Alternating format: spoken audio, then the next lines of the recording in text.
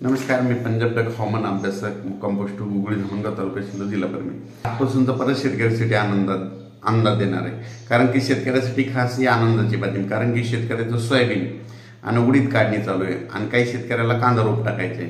तर त्यांच्यासाठी खास करून आनंदाची बातमी. कारण की आता म्हणजे आज 14 पासून ते 20 तारखेपर्यंत हवामान कोरडं राहणार आहे, कडक सूर्यदर्शन राहणार आहे.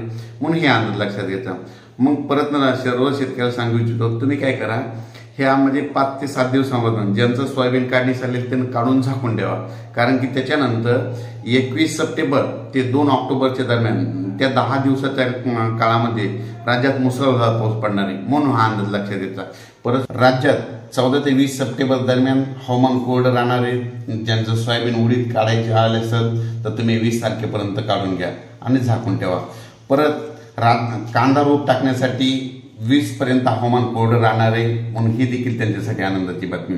पण राज्यात 20 सप्टेंबर ते 2 ऑक्टोबर दरम्यान जोरदार पाऊस पडणार आहे. त्यामध्ये तुम्हाला एक सांगू इच्छितो, तो पाऊस काय होणार आहे, लातूर जिल्ह्याचं जे मांजरा धरण आहे ते भरलेलं नाही, त्याच्या कॅचमेंट एरियात पडणार आहे. त्याच्यामुळे मांजरा धरण देखील भरणार आहे. म्हणून लातूरकरांसाठी आनंदाची बातमी. त्याच्यानंतर येलदरी धरणाचा जे कॅचमेंट एरिया म्हणजे पाणी जिथून आवक होते त्या बुलढाणा तिकडच्या भागामध्ये पाऊस पडणार आहे. त्याच्यामुळे येलदरी धरण देखील भरून जाणार आहे. त्याच्यानंतर माजलगावच्या धरणाच्या जी कॅचमेंट एरिया तर बीड जिल्ह्याकडे तिकडे पाऊस पडणार आहे. त्याच्यामुळे माजलगावचं देखील धरण भरून जाणार आहे. म्हणजे सांगायचं झालं तर 21 सप्टेंबर ते 2 ऑक्टोबरच्या दरम्यान राज्यात मोठा पाऊस पडणार आहे. राहिलेली सगळे तळे भरून जाणार आहे. म्हणून ही त्यांच्यासाठी आनंदाची बातमी. परत राज्यामध्ये तुम्हाला एक सांगू इच्छितो की ह्या महिन्यामध्ये 23, 24, 25 सप्टेंबरचा मोठा पाऊस पडणार आहे. पुढच्या महिन्यात जर सांगायचं झालं तर शेतकऱ्याला म्हणजे बऱ्याच शेतकऱ्यांचे मला मेसेज आले की पुढच्या महिन्यात पाऊस आहे का नाही. तर तुम्हाला एक माहिती म्हणून तारीख एक सांगतो. म्हणजे पुढच्या महिन्यामध्ये दसऱ्यामध्ये 7, 8, 9 ऑक्टोबरला पाऊस पडणार आहे. म्हणून ही एक पाऊस येण्याची तारीख लक्षात घ्या.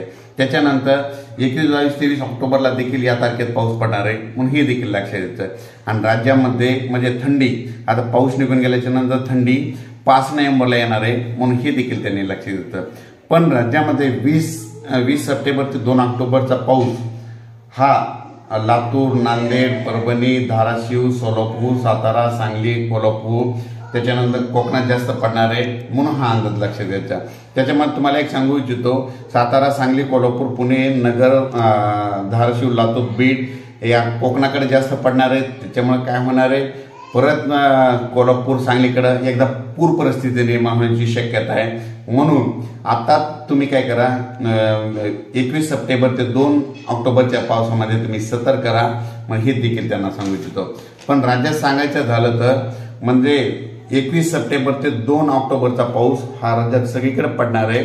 म्हणजे दररोज 3-3 दिवस हा पाऊस म्हणजे पूर्व विदर्भात देखील म्हणजे चांगला पडणार आहे. म्हणजे हा अंदाज त्या शेतकऱ्यांना लक्षात येतं. त्याच्यानंतर परत सांगू इच्छितो, हा पाऊस म्हणजे अमरावती, वर्धा, नागपूर, भंडारा, गोंदिया, चंद्रपूर, अकोला, बुलढाणा, वाशिम, हिंगोली त्याच्यानंतर नांदेड, यवतमाळ, पुसद, परभणी या भागाकडे देखील जास्त पडणार आहे. म्हणून हा अंदाज लक्षात येतो. त्याच्यानंतर हा पाऊस उत्तर महाराष्ट्राकडे देखील चांगला पडणार आहे. म्हणजे धुळे, नंदुरबार, जळगाव, नाशिक, त्याच्यानंतर मालेगाव, संभाजीनगर मग हे देखील लक्षात येतं. पण राज्यामध्ये हा पाऊस म्हणजे 21 सप्टेंबर ते 2 ऑक्टोबरच्या दरम्यान हा पाऊस म्हणजे कोकणपट्टीकडे देखील जास्त पडणार आहे.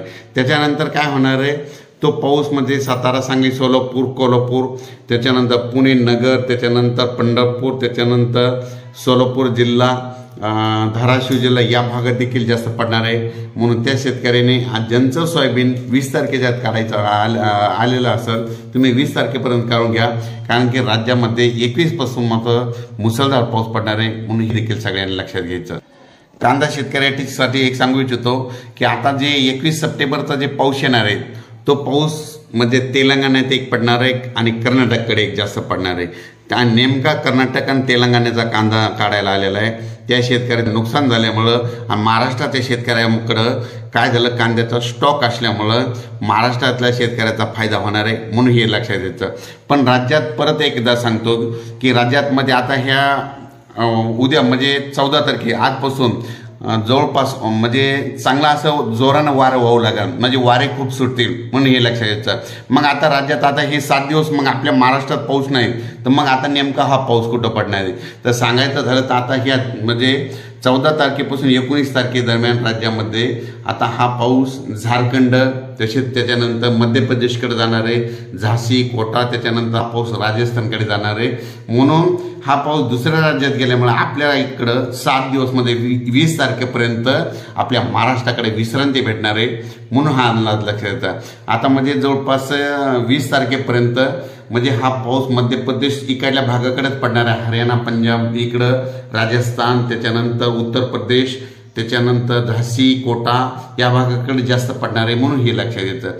पण राज्यामध्ये मात्र 21 सप्टेंबर ते 2 ऑक्टोबर दरम्यान महाराष्ट्र आणि कर्नाटक या भागाकडे जोरात पाऊस पडणार आहे, म्हणून हा अंदाज लक्षात येतात. अचानक वातावरणात बदल झाला तर लगेच एक मेसेज दिला जाईल.